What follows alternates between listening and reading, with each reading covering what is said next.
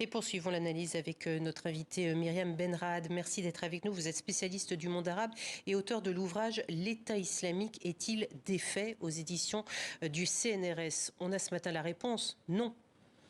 Non, il n'est pas défait. Le mouvement, cette organisation demeure à l'état de réseau transnational avec un certain nombre de branches. D'ailleurs, l'attentat de Moscou a été revendiqué par la province du Khorasan, qui correspond plus ou moins à l'Afghanistan actuel et puis à un certain nombre de territoires d'ex-URSS, enfin dans l'imaginaire djihadiste.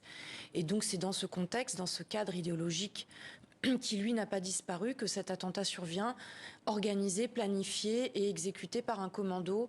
On le voit, a priori, je pense, de ressortissants russes, sans doute d'origine caucasienne. On verra si on parle de Tchétchènes.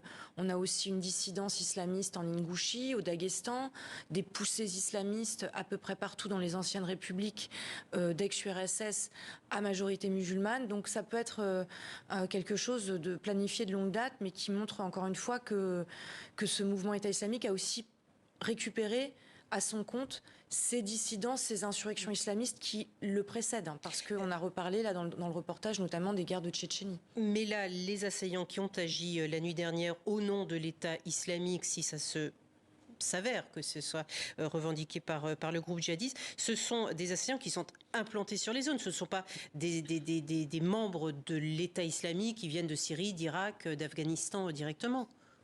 Bon, la majorité des Russes, déjà, il faut dire qu'il y a eu beaucoup de ressortissants russes, comme je l'ai dit, alors soit d'origine caucasienne, soit des Caucasiens qui venaient, encore une fois, des républiques du Caucase ou d'Asie centrale, qui ont tous convergé vers la Syrie pour y faire le djihad.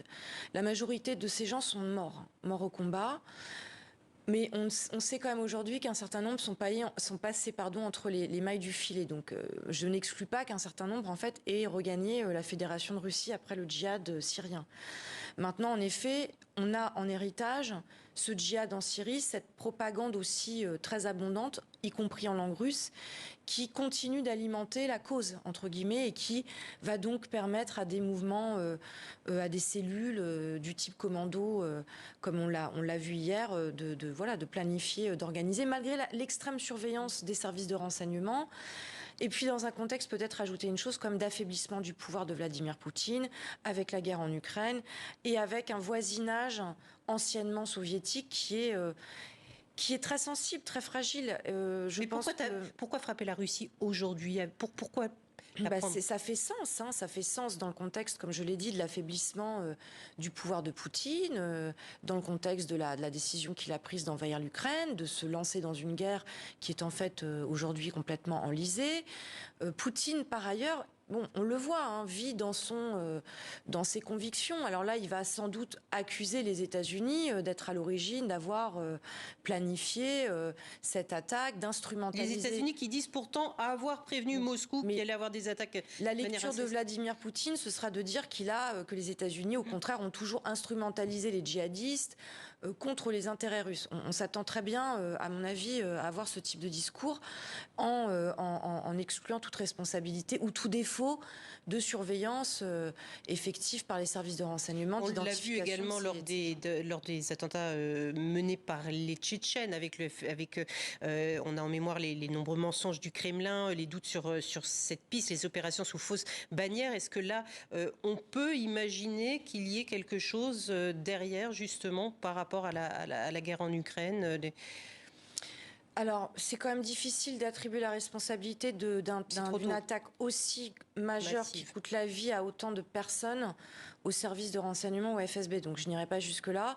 Et puis, par ailleurs, ce serait quand même aussi dire indirectement que ces djihadistes, que ce mouvement n'a qu'une marge de manœuvre limitée. Ils sont encore capables, on le voit, de monter des attaques spectaculaires, de défier encore une fois la surveillance, les mesures qui sont celles du FSB, d'autres services de renseignement ailleurs.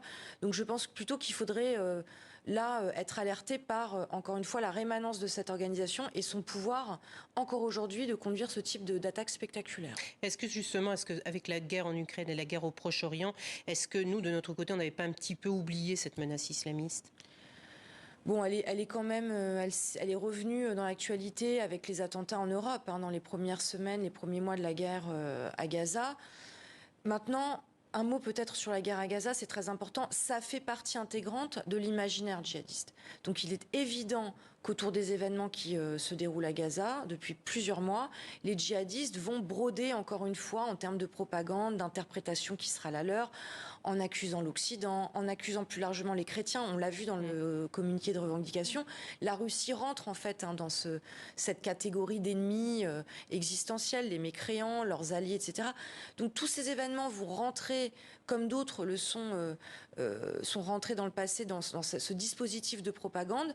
Et voilà, et alimenter ce récit, ce narratif djihadiste qui, on le voit, eh bien, se perpétue de génération en génération avec, peut-être un dernier mot, des outils technologiques qu'ils continuent de maîtriser, des plateformes numériques qui nous avaient dit que on ne pouvait plus trouver de contenu djihadiste, c'est complètement faux. La propagande est toujours aussi active qu'elle l'était avant. Bien sûr, ils se sont renouvelés, ils se sont adaptés, donc la menace, elle reste extrêmement importante. Un mot sur la situation de ces camps, justement, où les membres de l'État islamique et leurs familles ont été emprisonnés, toujours sous gardiennage kurde. On en est où, en fait, à ce niveau-là ? On est sur une situation de pourrissement puisque certains ont été rapatriés, mais en réalité, ça reste un problème qu'on veut complètement évacuer.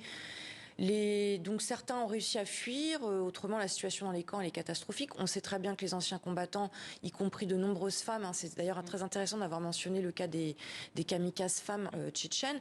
Les femmes se sont maintenues dans une idéologie extrêmement radicale, ont radicalisé des enfants qui aujourd'hui ont grandi, ont commis un certain nombre de violences contre d'autres réfugiés dans ces camps. Donc la situation elle est toujours aussi précaire qu'au moment où cette question faisait partie de l'actualité brûlante, je dirais.